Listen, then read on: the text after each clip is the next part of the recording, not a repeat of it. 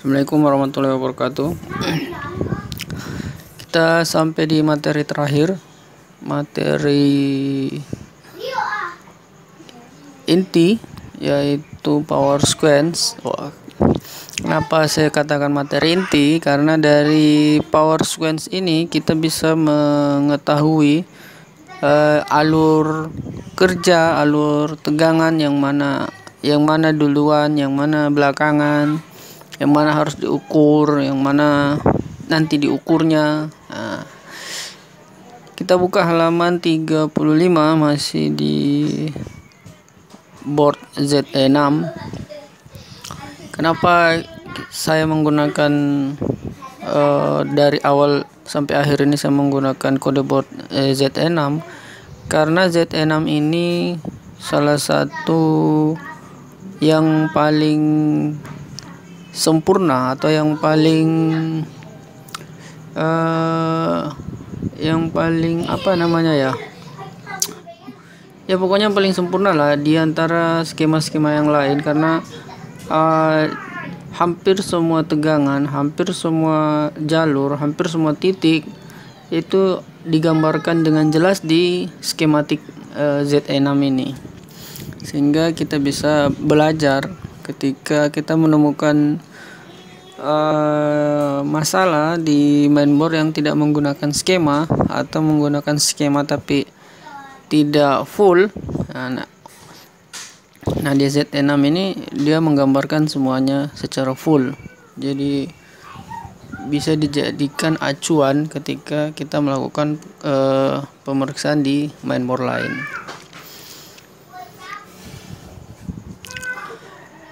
Nah di power sequence ini kita perhatikan mulai dari paling atas ini ada V-in. Ya, kita sama-sama sudah tahu V-in itu apa, asalnya dari mana. Ini jadi V-in entah itu dari baterai atau dari adaptor. Ya, ini menggambarkan apa yang terjadi setelah V-in. Nah, setelah V-in yang terjadi adalah dia harus mengeluarkan tegangan 5 VPCU, 3 VPCU, VCC, RTC. Ini dari baterai BIOS. Ini gambaran umum, tapi sangat jelas karena kita kemarin sudah detail masing-masing blok kita sudah pelajari. Nah, ini gambaran umumnya. Jadi untuk menghidupkan sebuah laptop, nah ini dari sini kita bisa menjadikan acuan. Nah ini V-in sebagai tegangan input, tegangan inti. Nah setelah V-in kita bereskan, kita selesai di di IC chargernya, V-in sudah keluar dan mampu mengeluarkan tegangan ke semua blok. Yang harus kita kerja berikutnya adalah 5 VPCU dan 3 VPCU. Untuk VCC RTC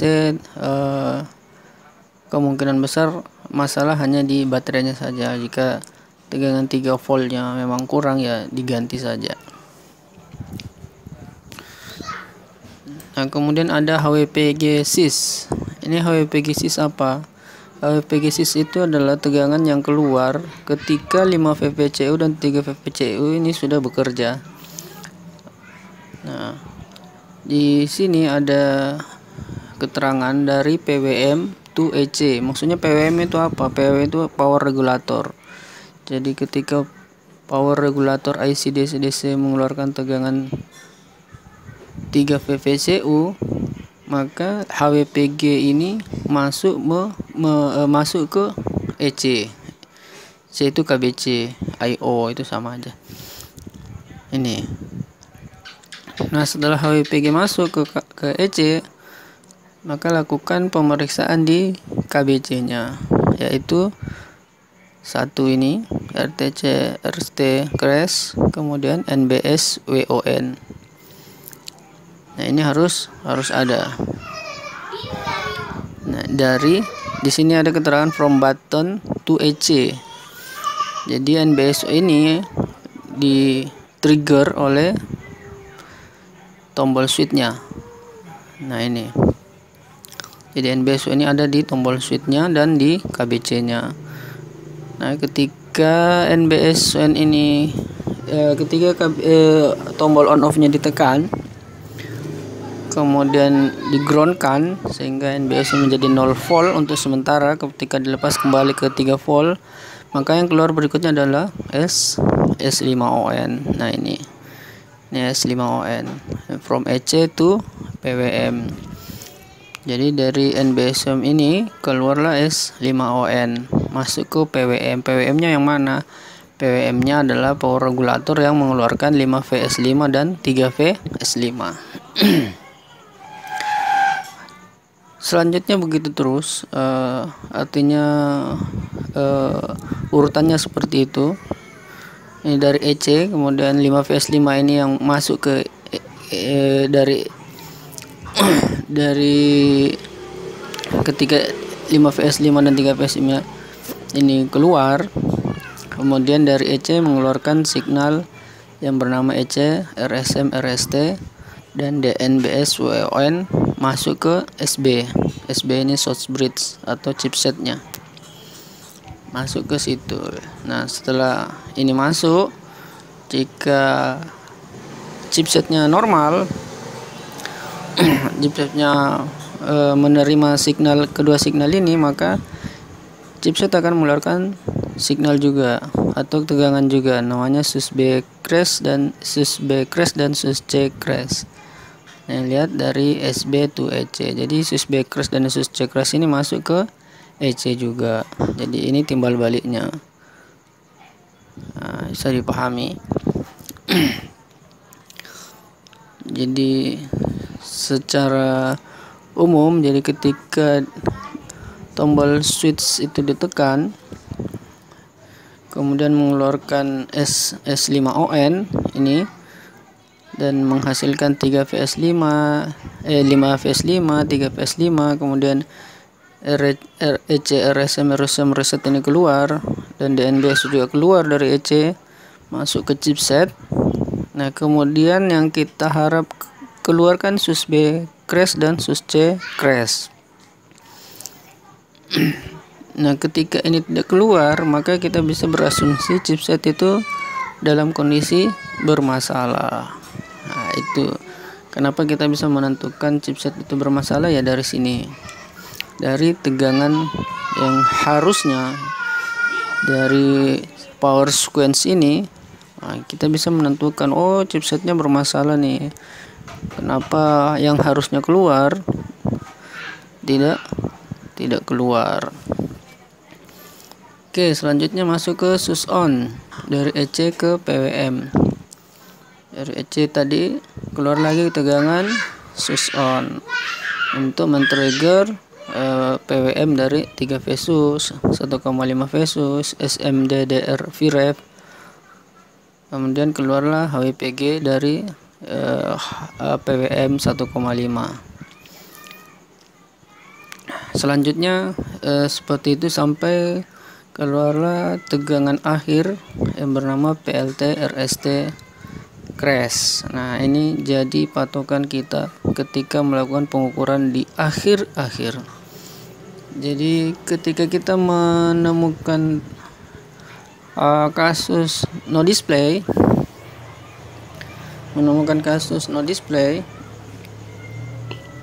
kita bisa langsung melompat mencari pengukuran di PLT RST ini. Ini adanya di KBC. Carilah ini di KBC, langsung aja ukur ini. Jika ini tidak keluar, berarti memang masih ada masalah di beberapa komponen atau regulator yang ada di mainboard. Nah, salah satu yang memudahkan kita kerja, kita lihat pada bagian atas.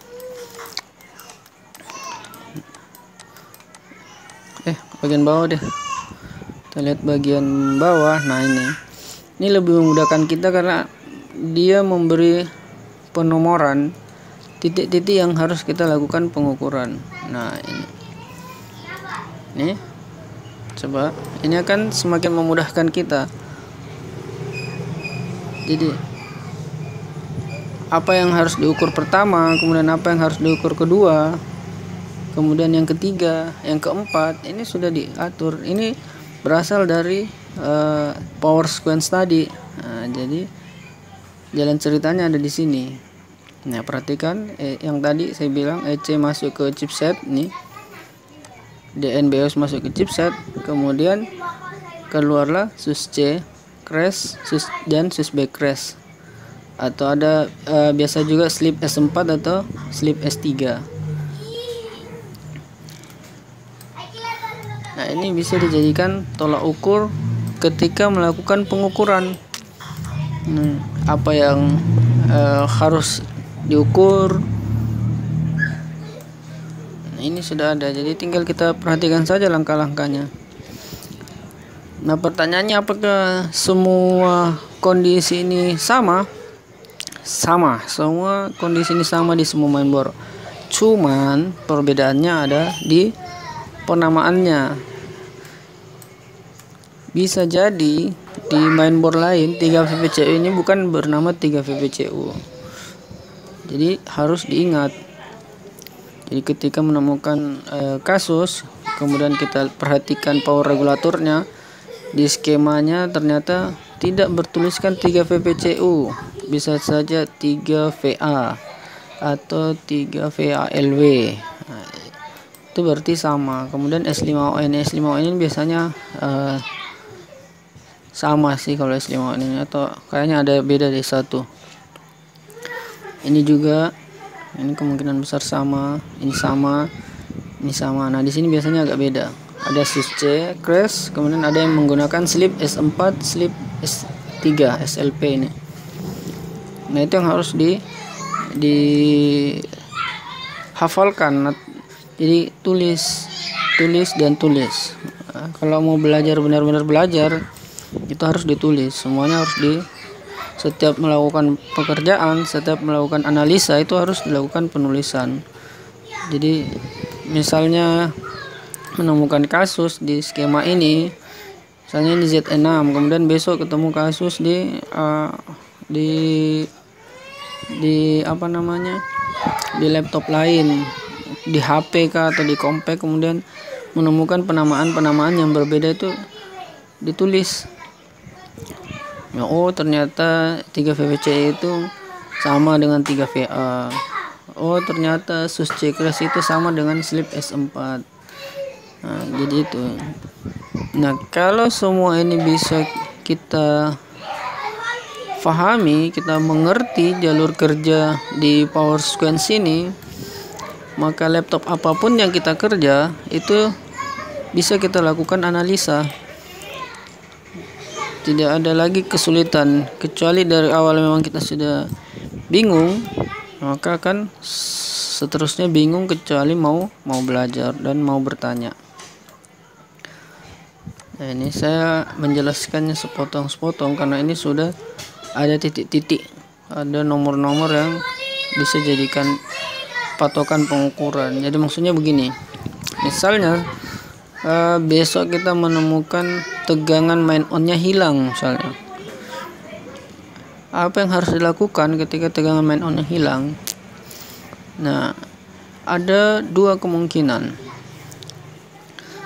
Ada dua apa tiga ya? Ada tiga kemungkinan.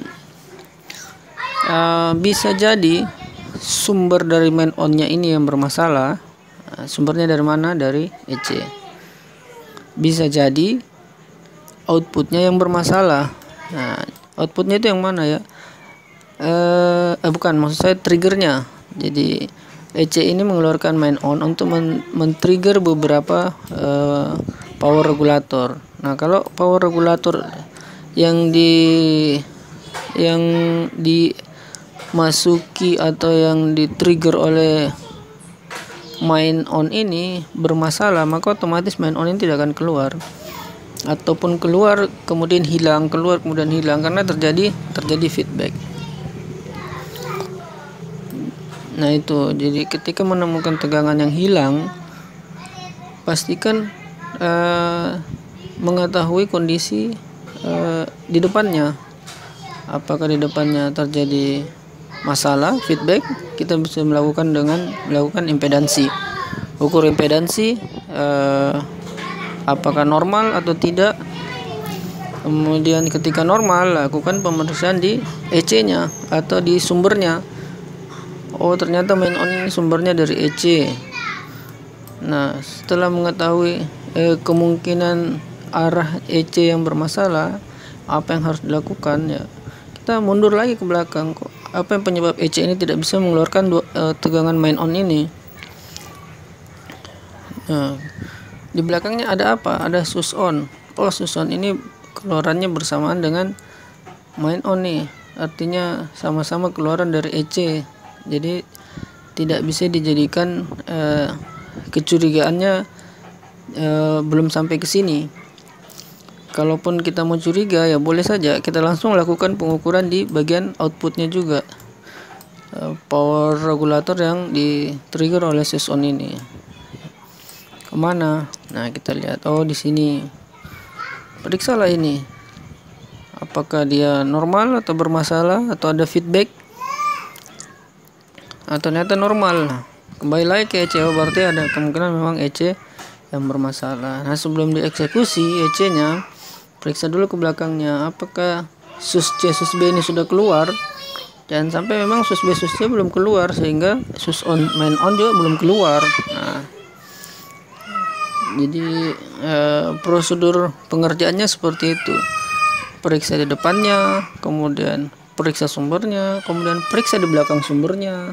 Nah, jadi akhirnya kita bisa memutuskan, oh ternyata setelah diukur ini sus J ini keluar nih tapi hilang, sus B ini keluar sebentar tapi hilang. Nah, ada kemungkinan memang EC bermasalah, gantilah EC-nya. Nah, penelusuran semua tegangan yang hilang itu seperti itu. Jadi lakukan pemeriksaan di depan dari tegangan yang hilang itu, kemudian dari sumber tegangan itu, dan dari belakang sumber tegangan itu, sehingga kita bisa menentukan komponen mana yang terjadi masalah. Oke, semoga bisa dipahami. Selanjutnya, karena ini adalah materi terakhir, jadi tidak ada materi berikutnya. Materi berikutnya ada di grup yang berupa contoh-contoh kasus, atau jika ada tanya jawab silakan ditanyakan di grup. Ingat, grupnya adalah grup selamanya, jadi jangan khawatir grup itu ditutup. Silakan langsung bertanya di sana. Jika saya tidak bisa menjawab, mungkin ada teman-teman yang bisa menjawab, dan saya akan berusaha semampu saya untuk bisa membantu. Semoga kita bisa sama-sama memahami, bisa mengerti sistem kerja dari mainboard laptop dan bisa mahir. Oke, semoga selama mengikuti kursus online ini bisa mendapatkan manfaat dan bisa sama-sama memberi manfaat. Saya tutup kursus ini. Assalamualaikum warahmatullahi wabarakatuh.